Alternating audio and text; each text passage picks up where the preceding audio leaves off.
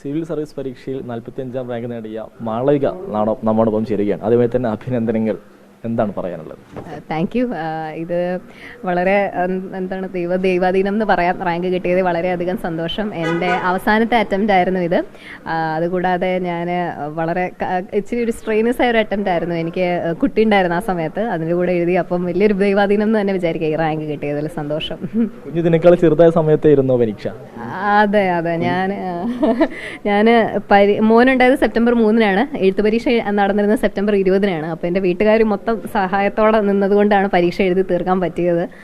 ഇവനെ കൊണ്ടാണ് ഇൻ്റർവ്യൂവിനൊക്കെ പോയത് ഡൽഹിയിൽ. അവന് ആദ്യം പ്രിലിംസ് എഴുതുമ്പം ഇവൻ വയറ്റിലായിരുന്നു.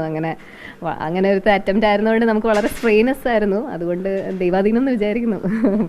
3ാം തവണയാണോ ക്രാക്ക് ചെയ്യുന്നത്?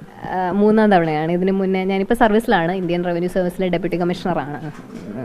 അപ്പോൾ എങ്ങനെ ഒരു 45 റാങ്ക് എക്സ്പെക്ട് ചെയ്തിരുന്നു? എങ്ങനെയായിരുന്നു പരീക്ഷ എഴുതി തീർത്തപ്പം ലിസ്റ്റിൽ ചിലപ്പം വരുമായിരിക്കും പ്രതീക്ഷിച്ചു. പക്ഷേ റാങ്ക് ഒന്നും നമുക്ക് ഒരിക്കലും പറയാൻ പറ്റില്ല. വളരെ അൺപ്രഡിക്റ്റബിൾ ആയ ഒരു പരീക്ഷയാണ്. ഒരുപാട് ഘട്ടങ്ങളുണ്ട്, ഒരുപാട് മാർക്കുകളുണ്ട്. അപ്പം ഇതൊരു സർപ്രൈസ് തന്നെയാണ് കിട്ടിയെന്ന്. ഗർഭിണിയ സമയത്തൊക്കെ പ്രിപ്പയർ ചെയ്തിട്ടുണ്ടാവും. അപ്പോൾ പ്രിപ്പറേഷനൊക്കെ എത്രത്തോളം പ്രയാസകരമായിരുന്നു? ഹെൽത്ത് വൈസ് വളരെ ചാലഞ്ചിങ് ആയിരുന്നു. പിന്നെ എനിക്ക് അധികം അങ്ങനെ ചെയ്യാൻ പറ്റിയിട്ടില്ല ഈ കൊല്ലം. പിന്നെ ഞാൻ നേരത്തെ എഴുതിയിട്ടുണ്ടായിരുന്ന പരിചയം കൊണ്ടൊക്കെയാണ് എഴുതാൻ പറ്റിയത്. പിന്നെ ഇത് എഴുതാനൊരു അവസരം കിട്ടിയത് തന്നെ വീട്ടുകാരുടെ എല്ലാം സപ്പോർട്ട് ഉണ്ടായതുകൊണ്ടാണ്. അപ്പോൾ ആ ലോജിസ്റ്റിക്സ് ഒക്കെ അവർ നോക്കിയത് കൊണ്ടാണ് എഴുതാൻ പറ്റിയത്. അപ്പം അങ്ങനത്തെ ഒരു പ്രത്യേകതരം ജേണി ആയിരുന്നു ഈ പ്രാവശ്യം. മാളവികയുടെ ഹസ്ബൻഡ് IPS കാരനാണ്. അദ്ദേഹം ജില്ലയിൽ തന്നെയുണ്ട്. അപ്പോൾ എന്ത് തോന്നുന്നു? വളരെ സന്തോഷം. ഇത്ര എഫേർട്ട് ഇട്ടപ്പോൾ അതും കുട്ടിയെ വെച്ചുകൊണ്ട് എഴുതാന്ന് പറയുന്നത് അത്ര എളുപ്പമുള്ള കാര്യമല്ല. അപ്പോൾ അതിൽ നല്ലൊരു റിസൾട്ട് പ്രതീക്ഷിച്ചിരുന്നു.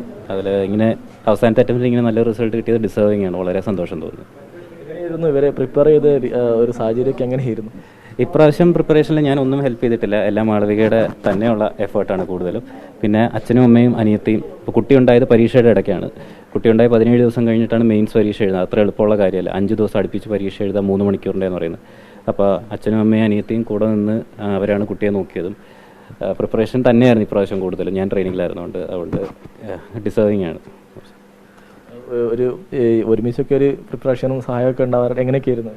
ഞങ്ങൾ ഒരുമിച്ച് നേരത്തെ പ്രിപ്പയർ ചെയ്തിട്ടുണ്ടായിരുന്നു. അപ്പോൾ 2023 അന്ന് എഴുതിയപ്പോൾ എനിക്ക് 172 റാങ്കും അദ്ദേഹത്തിന് 233 കിട്ടിയിരുന്നത്. അത് കഴിഞ്ഞ് ഈ കൊല്ലം ട്രെയിനിങ്ങിന് പോയ പിന്നെ വളരെ സ്ട്രിക്റ്റ് ആയ ഒരു ട്രെയിനിങ് ആണ്. ലീവ് ഒന്നും കിട്ടില്ല. അപ്പം അവിടുന്ന് അങ്ങനെ പിന്നെ ഇൻ്റർവ്യൂവിനൊക്കെ എന്നെ കുറേ സപ്പോർട്ട് ചെയ്തിരുന്നു. എനിക്ക് വേറെ മോക്ക് ഇൻ്റർവ്യൂവിനൊന്നും പോകാൻ സമയം ഉണ്ടായിരുന്നില്ല. വളരെ നേരത്തെ ആയിരുന്നു ഇൻ്റർവ്യൂ. അപ്പോൾ എനിക്ക് കുറേ ക്വസ്റ്റ്യൻസ് എല്ലാം ചോദിച്ചുകൊണ്ടിരുന്നത് ഇവിടുന്നായിരുന്നു. അങ്ങനെയായിരുന്നു പ്രാക്ടീസൊക്കെ. അങ്ങനെയായിരുന്നു അധികം. പിന്നെ ഞാൻ തന്നെ പ്രിപ്പയർ ചെയ്തത് നേരത്തെ ഉള്ള ഒരു എക്സ്പീരിയൻസിലാണ് അല്ല എന്ന് വേണം പറയാൻ. അതാണ് ഞാൻ ആദ്യം പറഞ്ഞത്. ഒരു ദൈവാധീനത്തിൻ്റെ കളിയാണ്. കൂടുതൽ പഠിച്ചിട്ട് കൂടുതൽ റാങ്ക് എന്നൊന്നും നമുക്ക് പറയാൻ പറ്റില്ല എന്നാണ് എനിക്ക് അവസാനം മനസ്സിലാകുന്നതെന്ന് പറയാം. ഹസ്ബൻഡ് അവിടെ വന്നിട്ട് ഓൺലൈനിലൊക്കെ ചോദ്യം ചെയ്യുക അങ്ങനെയായിരുന്നു? ഫോണിലൂടെ ഒക്കെ ചോദിക്കുമായിരുന്നു. അങ്ങനെ വേറെ എനിക്ക് പോകാനൊന്നും മോനുണ്ടായതുകൊണ്ട് ഒത്തിരി യാത്ര ചെയ്ത് പല ഇൻ്റർവ്യൂ കൊടുക്കാനും ഒക്കെ പാടായിരുന്നത് കൊണ്ടും പിന്നെ ഞാൻ പോകാഞ്ഞത് കൊണ്ടും അതായിരുന്നു ഒരു മെയിൻ പരിപാടി. മാളവികയുടെ ഒരു ജേണി എന്നുള്ളത് അത്രത്തോളം കഠിനമായിരുന്നു എന്നുള്ളതാണ് അവർ വ്യക്തമാക്കുന്നത്. ക്യാമറമാൻ അബിദ് കല്ലേക്കൊപ്പം സമീർ ബിൻ കരീം, 24 മലപ്പുറം.